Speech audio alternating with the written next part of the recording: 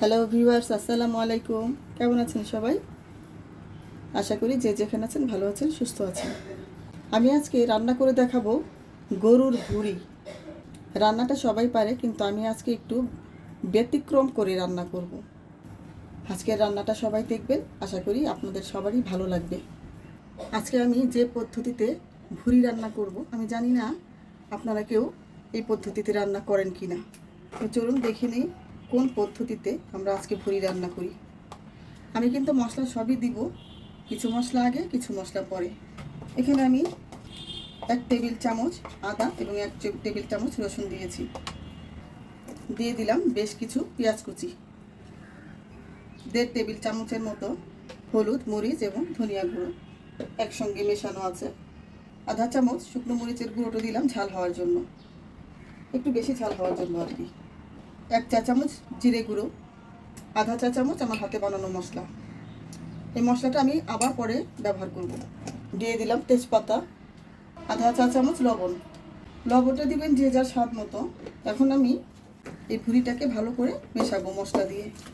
একটা জিনিস নিশ্চয়ই খেয়াল করেছেন, আমি কিন্তু তেল দেইনি, তেল আমি পরে দিব, কারণ এটার প্রসেসিং কিন্তু আরও বাকি আছে। আপাতত আমি এই মশলাগুলো দিয়ে ভুঁড়িটাকে প্রথমে সেদ্ধ করে নিব। আমি জানি না এই প্রসেসে কেউ রান্না করেন কি না, তবে যে যেই প্রসেসেই রান্না করেন সবারটাই ভালো হয়। চুলাটা জ্বালিয়ে দিলাম।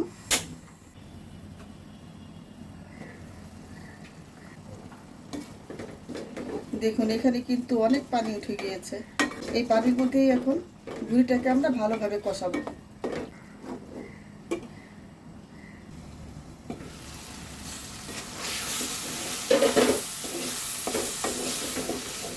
পানি শুকিয়ে গিয়েছে, আমার কষানো কিন্তু হয়ে গিয়েছে, একটুও পানি নেই।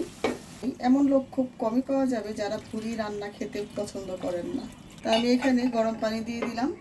পানিটা একটু বেশি দিতে হবে, কারণ ভুঁড়িটা গলতে সময় লাগবে। এটা তো রাবারের মতো। এই ভুঁড়িটা এখন সেদ্ধ হতে 1.5 থেকে 2 ঘন্টা সময় লাগবে। আমরা ফিরে আসব 1.5 থেকে 2 ঘন্টা পর। 1.5 ঘন্টা সেদ্ধ করার পর আমার বটের এই অবস্থা হয়েছে। এখন আমি এটাকে আবার রান্না করব। কিভাবে রান্না করি সেটাই হচ্ছে দেখার বিষয়। তেল ঢেলে দিচ্ছি, পেঁয়াজ দিয়ে দিলাম। পেঁয়াজটা একটু বেশি দিতে হবে, ভেজে নিব। বেশি ভাজবো না, 40% বা 50% ভেজে নিব।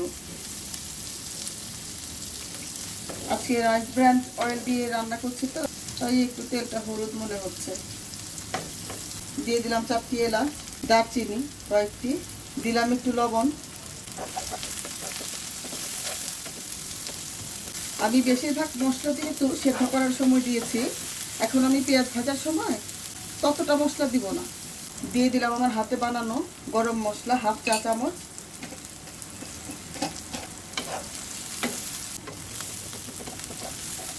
পেঁয়াজটা আর ভাজবো না। এখন এই পেঁয়াজ ভাজার মধ্যে আমি সবটুকু বট দিয়ে দিব।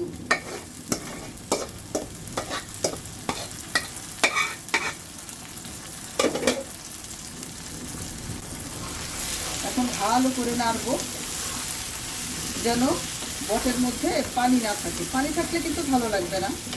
এবার তেজপাতার কাজ শেষ, তারপর আবার তেজপাতা আর ভালো লাগে না। আমি রান্না কিছুক্ষণ পর তেজপাতা উঠিয়ে নিই।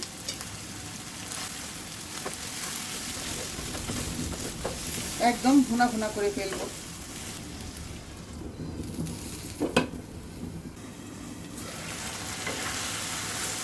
না খুলে মাঝে কয়েকবার নেড়ে দিবেন, নিচ দিয়ে যেন না লেগে যায়। দেখবেন সব খাবারই রান্না করতে গেলে যদি নিচ দিয়ে লাগে, পোড়া লাগে, তাহলে কিন্তু খেতে ভালো লাগে না, রান্নার পুরো স্বাদটাই নষ্ট হয়ে যায়।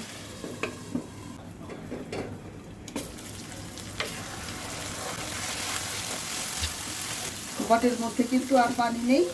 এখন এগুলো যা ভাসছে সব তেল। আমার রান্না কিন্তু হয়ে গিয়েছে। এখন যদি আপনারা এটা খান, দেখবেন খুব সফট লাগছে, কিন্তু আবার যদি বেশি ভাজা ভাজা করে ফেলেন, তাহলে দেখবেন আবার সেই শক্ত শক্ত মনে হচ্ছে। খেতে অতটা ভালো লাগবে না। হয়ে গেল আমার গরুর ভুঁড়ি রান্না। আপনারা বাসায় একবার হলো আমার এই রেসিপিটা ফলো করবেন, খেয়ে জানাবেন কেমন লাগছে। তো আজ আর নয়, ফিরে আসবো নতুন কোনো ভিডিওতে, নতুন কোনো রেসিপি নিয়ে। ততক্ষণ পর্যন্ত ভালো থাকুন, সুস্থ থাকুন। আল্লাহ হাফেজ।